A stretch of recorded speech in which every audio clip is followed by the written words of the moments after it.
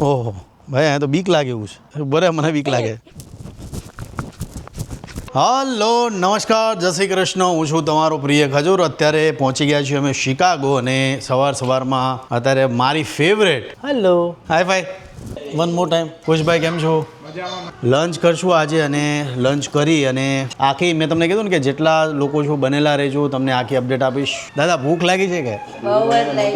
કેરીનો રસ છે અને ખાસ તો પૂરી છે, અત્યારે શાક ભરે છે. અને શું કહેજો, અમેરિકાની અંદર જે બેનો રસોઈ બનાવે ને ઇન્ડિયામાં રસોઈ બનાવે, શું ફરક લાગે? ફરક તો કઈ નહીં. ઇન્ડિયન વસ્તુ ખાવી હોય તો બનાવી પર ઘરે જાતે, નહીં તો બહારનું ખાવું પડે ગયો. ઓકે, આ જે છોકરી છે ને એ ખબર નહીં કોણ જાણજો. એ વેટ વેટ વેટ વેટ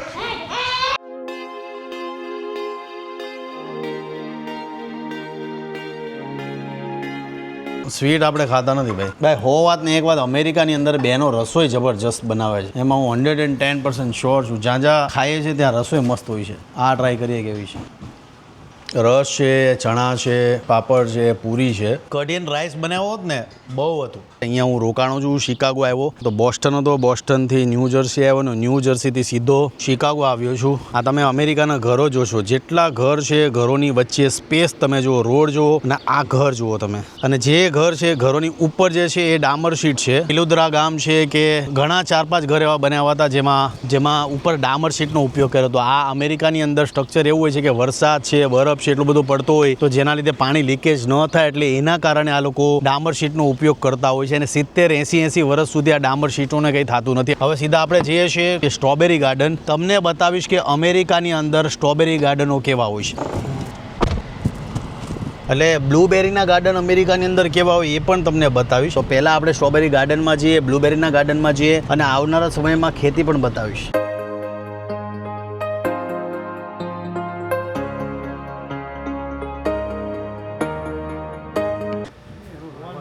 ભાઈ આ ઇમોશનલ થઈ ગયા ઇન્ડિયાનું સાંભળીને. એકલા પડી જઈએ ને એવું લાગે. અહીંયા તમે ગમે એટલા બીમાર હોય, કઈ બી આપણે ઘરની તકલીફ હોય તો જાતે જ હેન્ડલ કરવાનું. આ તમે જોશો ને, આ ગુજરાતી છે અને ખાસ તો મહેનત કરે છે જાતે.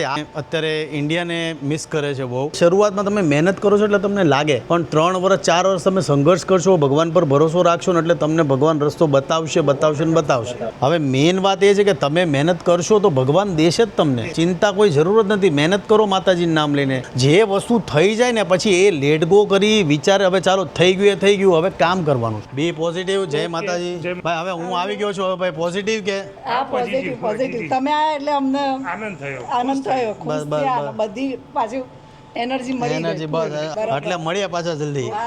ચાલો. આ હતા આપણા ગુજરાતી કપલ. થોડાક અમેરિકામાં આવીને હતાશ થઈ ગયા છે, કારણ કે એકલું લાગે, એટલે બીજી કોઈ તકલીફ નથી, પણ પ્રોબ્લેમ એમની સોર્ટ આઉટ થઈ ગઈ છે. હવે આપણે નીકળીએ છીએ આગળ. આજે ને બધી ભડાસ કરી નાખી ભાઈ. આપણે જેટલું ટોટલ અંદર દબાઈને બેઠા છે ને એ બધું તમને કહી દીધું. इसके लिए मैं कुछ भी कर सकता हूँ. મેં ટોપી પહેરી લીધી છે, લાગે છે ફૂલ ગરમી, અને આને હું સતત આની પાસે જવાનો પ્રયત્ન કરું છું પણ મારે પાસે આવતી નથી. ભાઈ લાસ્ટ યર અમે આવ્યા અને લાસ્ટ યર પણ અમે સ્ટ્રોબેરી વીણવા ગયા હતા અને આ વર્ષે પણ આવ્યા. શું કહેશો? સ્ટ્રોબેરી ખાઓ, વીણો ખાઓ. ભાઈ ગરમી બહુ છે આજે, બહુ ગરમી છે. હા થેન્ક્સ કે ભાઈ અમે ટોપી અમારા માટે લાવ્યા ને ટોપી પહેરી લીધી. બાકી તો ગરમી છે બહુ, અને અત્યારે સમર ચાલે છે એટલે સમરમાં તો ગરમી સખત હોય છે આ જગ્યા પર. આ તો એટલી ડેન્જર.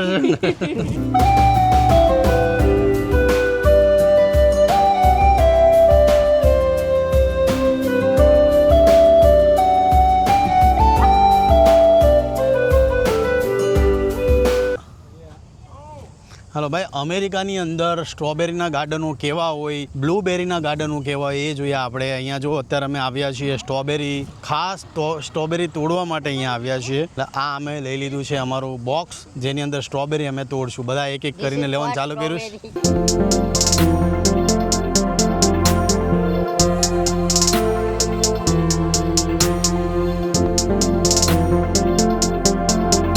એટલી બધી સ્ટ્રોબેરી વીણાઈ ગઈ છે, આખી ભરાઈ ગઈ. હવે સીધા જઈએ છીએ નેક્સ્ટ ડેસ્ટિનેશન. પાછળ તમે જોશો, પાછળ છે બ્લુબેરી. હેલ્થ માટે વન ઓફ ધ બેસ્ટ તો છે બ્લુબેરી. બ્લુબેરી તમારે પિક કરવી હોય તો $18 છે. ડાયરેક્ટ જોતી હોય તો 4.5 એટલે કે $5 અરાઉન્ડ. એટલે આપણે તોડવા જઈએ એટલે $200 તૂટશે, બરાબર ને?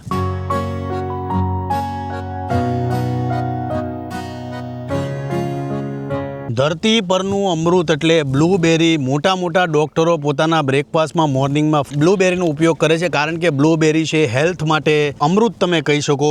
અને આ એના ઝાડ છે, અવડા ઝાડ હોય છે. એટલે આ હતા અમારું બ્લૂબેરીનું ગાર્ડન. તમે પણ તમારા મોર્નિંગ બ્રેકફાસ્ટમાં આનો ઉપયોગ જરૂર કરજો, બ્લૂબેરીનો. આમાં ટેસ્ટ કરીને લેવી પડે, ખાટી મીઠી ને એવી બધી, એટલે ઝાડમાં પહેલા ટેસ્ટ કરવાની પછી તોડવાની. હા ભાઈ, આણે ઊંઘ કાઢેલી છે, પ્રોપર ઊંઘ કાઢી છે. બહુ મસ્ત અમે વીણી લીધી બ્લૂબેરી. ભાઈ ચાલો હવે અમેરિકાનું ફેમસ હની છે. ઓકે, હું તો આ કરવાનું હતું આંગળીમાં, મેં તો આમ કરી નાખ્યું. Oh, nice. The honey from this year's pollination. So But it's this really is good. pure, right? Natural? Yep, it's natural. It's finally પહોંચી ગયા આપણે ઘરે. હા દાદા, સુપર કોફી હતી, થેન્ક યુ.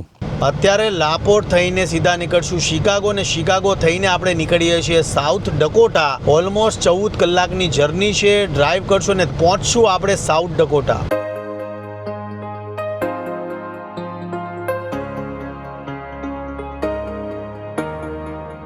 શિકાગોથી 11 કલાકની જર્ની કરીને પહોંચ્યા છીએ અમે સાઉથ ડકોટા.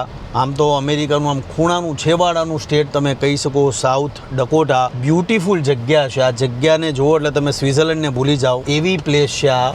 અમેરિકાની અંદર જે લોકો રહેતા હોય, આપણે બધી અલગ અલગ સ્ટેટ પર ફરવા જઈએ, પણ જીવનમાં એક વખત સાઉથ ડકોટા જરૂરથી આવવું જોઈએ. જય માતાજી, જય માતાજી ભાઈઓ, જય માતા, જય માતા. મજામાં? શિકાગોથી આવતો ત્યારે ખબર પડી કે આખા અમેરિકામાં આ શિકાગોથી સાઉથ ડકોટાનો એવો રોડ છે જેમાં 80ની સ્પીડ છે, I-90, એટલે ગજબ. અને લોકેશન તમે જોશો તો તમને એવું ફીલ થશે કે ભાઈ તમે વર્લ્ડની બહેતરીન જગ્યા પર ફરી રહ્યા છો. અત્યારે આ ભરતભાઈ છે. જેટલા મારા ગુજરાતી છે તમામને કહીશ કે જીવનમાં એક વખત સાઉથ ડકોટાની મુલાકાત જરૂરથી લેજો. ભરતભાઈ ચૌધરી અને એમનો અહીંયા સમસ્ત સમાજ અહીંયા છે. ભરતભાઈ કેટલા ટાઈમથી રહો અહીંયા? 3 વર્ષ થયા. બહુ બધા ચૌધરીઓ સાઉથ ડકોટામાં છે. અને ચેમ્બરલિન ટાઉનમાં આવો તો જરૂરથી આ સુપર 8 હોટલ છે, એમાં જરૂરથી રોકાજો. જેને સ્નો ગમતો હોય જેમને, એ પણ અહીંયા ડિસેમ્બરમાં આવી શકે છે. સ્નો અહીંયા ભરપૂર માત્રામાં સ્નો પડે છે ડિસેમ્બરથી લઈને ફેબ્રુઆરી સુધી. ભાઈ અમારા શૈલેષભાઈ છે, અમારા ભરતભાઈ છે, જીતેન્દ્રભાઈ ચૌધરી છે. અને અહીંયાથી સીધા અમે જવાના છીએ હવે કેસ્ટોન જવાના છીએ. જે અમેરિકામાં રહે છે તમામને કહીશ કે એક વખત અહીંયા ફરવા આવો. આ જગ્યા, લોકેશન અદ્ભુત જગ્યા છે. મેં જોઈ એટલે મને લાગ્યું. હજી તો હું આ આઉટર વ્યૂ જોતા કહી દઉં છું કે કેવી જગ્યા છે. હજી તમને બીજી બધી વસ્તુ બતાવીશ, પછી જોઈએ આપણે. પણ પહેલાં હવે ફટાફટ નીકળીએ, મોડું થાય છે. બધા અહીંના લોકો બાઇકના ક્રેઝી. હવે અહીંયાથી 3 કલાકનો રસ્તો છે. ફટાફટ જઈએ છે, તમને બતાવું આગળનો લોકેશન. અમેરિકાની અંદર એક વાત જાણવા એ મળી કે અમેરિકાની અંદર કોઈ પણ ખેતી લાયક જમીન હોય એમાં તમે જેસીબી ન ફેરવી શકો. એ જમીન એઝ ઇટ ઇઝ તમારે ખેડવી પડે છે. જેમ કે અહીંયા તમે જોશો, આ જેટલી જો જમીન બધી એકદમ ટેકરાવાળી હશે, ઊંચી નીચી હશે. જેટલી જમીનો તમે જોશો બધી ઊંચી નીચી જમીનો હોય છે, પણ એમાં તમે જેસીબી ન ફેરવી શકો. જેમ કે આપણે ઇન્ડિયામાં કેમ જેસીબી લાવીને પહેલા દિવસે સીધી જમીન કરી નાખીએ અને પછી દીવાર ફરતે વંડી કરી નાખીએ અને એકદમ સીધી આપણને જમીન જોઈએ, એવું અમેરિકામાં નથી હોતું. અમેરિકાના ગવર્મેન્ટના કાયદા અનુસાર જે પણ ખેડૂતને જેવી જમીન મળી હોય એવી જ જમીનમાં એણે ખેડાણ કરવું પડે છે કે ખેતી કરવી પડે છે. આ કરવાનું એકમાત્ર કારણ એ છે કે ભાઈ જમીનની નમી બરકરાર રહે, જમીન ફળદ્રુપ રહે. ટ્રાવેલિંગથી થાકી ગયા એટલે સૂતા છે. બેડલેન્ડ્સમાં જે છે, બેડલેન્ડ્સ કેવું છે તમે જુઓ. બેડલેન્ડ્સમાં જે પર્વતો છે એટ્રેક્શનનું કેન્દ્ર એ જ છે. તમે જુઓ મારી પાછળ તમે જોઈ રહ્યા છો એ છે બેડલેન્ડ્સ. 1939માં આની સ્થાપના થઈ હતી, એટલે કે ધ્યાનમાં આવ્યું હતું. તમે પાછળ જોશો બેડલેન્ડ્સનો મતલબ એ થાય છે ખરાબ જમીન. ડિટેલમાં બધું કહું, પણ પહેલાં ત્યાં જઈએ એટલે તમને વધારે આઈડિયા આવશે કે હું કહેવા શું માગું છું. જે વ્યક્તિ સાઉથ ડકોટા આવે છે ને જરૂરથી આવવા જેવી જગ્યા છે. આ છે બેડલેન્ડ્સ, જરૂરથી આવવા લાયક જગ્યા. કહેવાય છે કે વર્ષો પહેલાં અહીંયા પાણી હતું અને પાણી જેમ જેમ નીચે ઉતરી ગયું એટલે આ ખડકો તૈયાર થઈ ગયા. બેડલેન્ડ્સનો મતલબ એ થાય છે કે ખરાબ જમીન. અહીંયા પાણી નથી આવતું અને ખેતી લાયક જમીન જરા પણ નથી આ, એટલા માટે આનું નામ બેડલેન્ડ્સ પડ્યું હતું. ઓહો, રિસ્કી છે ભાઈ આ તો. આ ભૂરિયા લોકોને જોઈને અમે તો અહીંયા આવી ગયા, પણ અમને અત્યારે ખબર પડી કે આ કેટલું રિસ્કી છે. બેડલેન્ડ્સમાં આવો એટલે સાચવીને, રિસ્કી છે. રીલ બનાવવામાં કે ફોટો પાડવામાં આમ તેમ જોવું નહીં, આરામથી સાચવીને જવું એવી જગ્યા છે આ. કહેવાય છે કે ડાયનોસર છે એ પણ આ જગ્યા પર હતા. વર્ષો જૂની વાતો છે. અહીંયાના લોકો કહે છે. ઓહો ભાઈ, અહીંયા તો બીક લાગે એવું છે. બરાબર, મને બીક લાગે.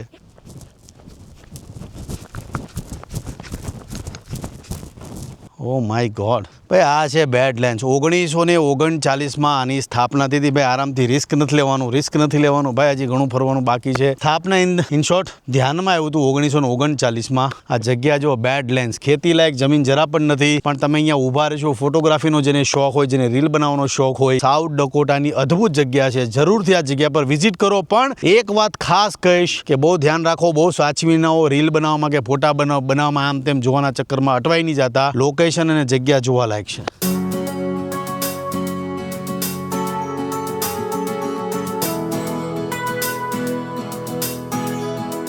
અને આ ટોટલ માટીનું બનેલું છે. અમે આવતા તો અહીંયા આવી ગયા, પણ તમે જુઓ કેટલી પતલી એવી જગ્યા છે. આ જગ્યા પર તમે જાય છે આમ, અને પછી આ જગ્યા પર આમ જવાનું. અને હવે આ જગ્યા પર તમે જાય ને તો તમે નીચે જુઓ કેટલું રિસ્કી છે. આ છે બેડલેન્ડ્સ.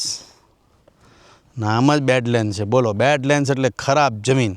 અને હવે પાછા અમે હાલીને અહીંથી જાવું, અહીંથી આમ હાલીને જાવ. આટલા પતલા એવા કેડામાંથી ઉતરો. હવે બીક લાગે છે. બીક લાગવા, ટુ બી ઓનેસ્ટ, બધે બીક લાગવા પડી ભાઈ. તરુણ, ઓય ફોટોશૂટ બાકી છે અમારું, કેમેરા ખુલી ગયા છે ભાઈ. વન ઓફ ધ બેસ્ટ જગ્યા છે, થેન્ક્સ ટુ અમારા ભરતભાઈ ચૌધરી. રિસ્ક ધીરે ધીરે રિસ્ક ન લેવાય ભાઈ. કાયદેસર આમ એમ થઈ ગયું ભાઈ, જલ્દી આમ નીકળી જાવ તો સારું. એવી બીક તો લાગી, પણ ગજબની જગ્યા છે.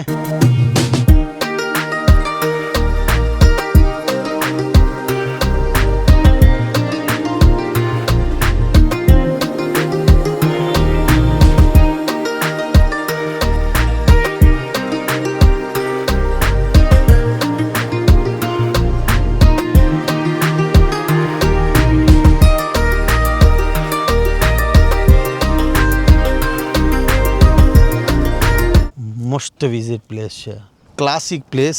તમે તમારા પરિવાર સાથે પણ આ જગ્યા પર આવી શકો એવી જગ્યા છે આ બેડલેન્ડ્સ. એવું કહે છે કે મીઠા અને માટી અને ચૂનાના પથ્થરને મિક્સ કરીને હજારો વર્ષ પહેલા આ આખો પ્રદેશ છે પાણીની અંદર હતો, અને પાણીના લીધે પછી ધીમે ધીમે જેમ પાણી નીચે આવ્યા અને પછી આ જે હતું એ જોઈ શકો છો તમે. પણ યાર શું જગ્યા છે, મસ્ટ વિઝિટ પ્લેસ. અમેરિકાની અંદર આ ટાઈપના ઘરો વધારે હોય છે. આવી એડવેન્ચરિયસ જે પ્લેસ હોય છે, આવી એડવેન્ચર એવી જગ્યા પર પોતાના પરિવાર સાથે આવું ઘર લઈને જ આવે અને આ જગ્યા પર રહી છે. રહેવાનું અહીંયા, ખાવાનું અહીંયા. જો તમને આવશે એટલે તમને એક્ઝેક્ટ આઈડિયા આવશે. આની અંદર રહેવાનું બધી સુવિધા હોય છે.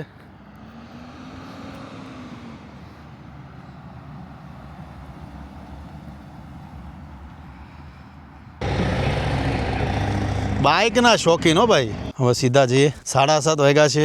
રૂમ પર જઈને થોડુંક એડિટિંગ કરશું.